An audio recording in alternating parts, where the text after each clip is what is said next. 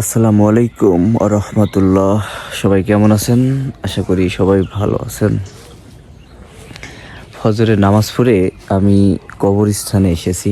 এটা হচ্ছে আমার বাবার কবর।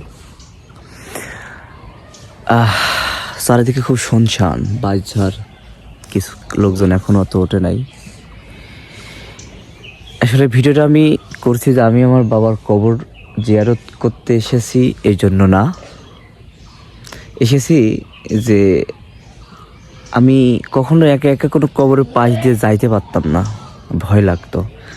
কিন্তু দেখেন, ফজরের নামাজ পড়ে আশেপাশে কেউ নাই, একটা কবরস্থান, বাঁশবাগান, এখানে এসেছি আমার আব্বার কবরটা জিয়ারত করার জন্য।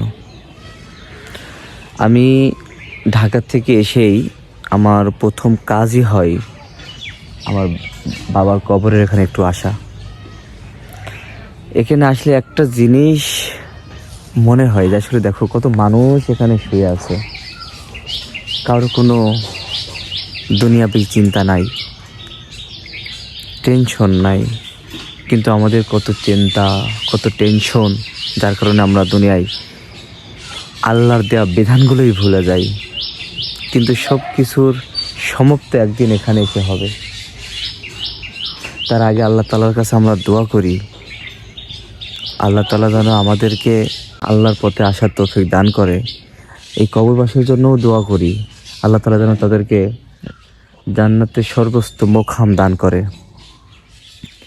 কবরস্থান আসলে আগে মনে করতাম কবরস্থান মানে একটা ভয়ের জায়গা, আর এখন মনে হয় কবরস্থান মানে একটা শান্তির জায়গা।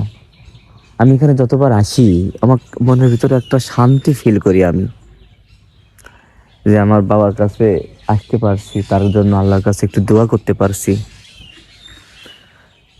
আপনারা সবাই আমার বাবার জন্য দোয়া করবেন। আর